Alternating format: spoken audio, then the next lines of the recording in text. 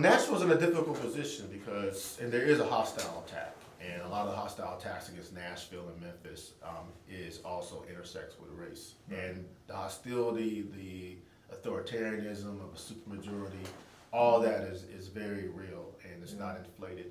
And a lot of that was encapsulated by the Tennessee Three. And across the country, what you find, particularly in the Sun Belt, what you find is that states, and particularly southern states, are finding ways to undermine local governance through state preemption, because constitutionally speaking, cities are seen as the children of the parents, and the parents are seen as the states. So it's very real. It's a very hostile environment. It's much worse now in the Tennessee legislature than it was, say, a decade or so ago. It's much harder to get things done than it was a decade ago or so. I guess where I probably would be maybe more interrogating of all the events that took place is really how the national media kind of framed what was going on in Tennessee. That I think I probably would have pushed for another framing approach. And number one, I think the national media didn't really understand how black lawmakers historically have operated in hostile environments, particularly black women.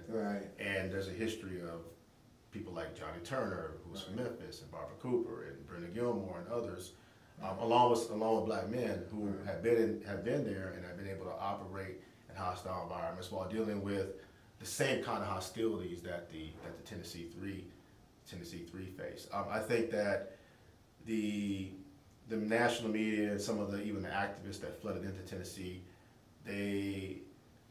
and I think part of the framing of cable news shows, particularly places like MSNBC and other things, they kind of framed what was going on in Tennessee as an old Western movie where you had the villain and the hero, and they face off in the middle of town, and the hero takes out their guns and they shoot the villain and they go off and ride off in the sunset. And that's just not how Tennessee is.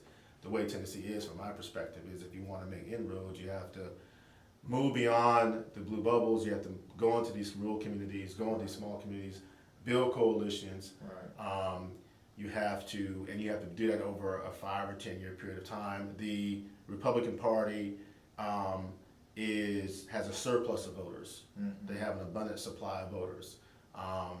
They have an abundant supply of politicians, and you have to find a way to make it to use layperson's terms. You got to go in their hood and take the hood from them, or chip away and take some people in the hood away from them. And I think a lot of that was not discussed by a lot of the national media because they were kind of encapsulated in this kind of Western showdown that occurred in the Tennessee Three. I think that in Tennessee we have an even more difficult challenge than we find in other states, because in Tennessee, the executive branch and the bureaucracy also embodies the same kind of racial authoritarianism that the state legislature does. We have TDOT, the Tennessee Department of Transportation, that is now in the process of going after black landowners in West Tennessee. We have Attorney General's office, which is, Attorney General I think is appointed by the Supreme Court or something like that wanted to accelerate executions in Tennessee. We have a Secretary of State office that is on a steady march to suppress voters, including people who are formerly incarcerated, and prevent them from getting their rights back. We have a Comptroller's office that not only went after the black town of Mason, but is now on a steady march to really undermine and almost defund, or not defund is the wrong word, but to undermine Tennessee State University. And all those positions are appointed. They're not elected.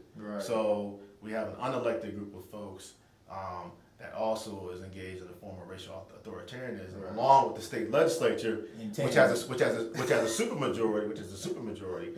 And so I think the way that you articulate that in a national landscape I don't think it was clearly explained to many of the national actors. I think in part because I think just having a little bit of knowledge of how some of the national media operates, the producers and executive producers don't really understand black folks. Don't really understand race.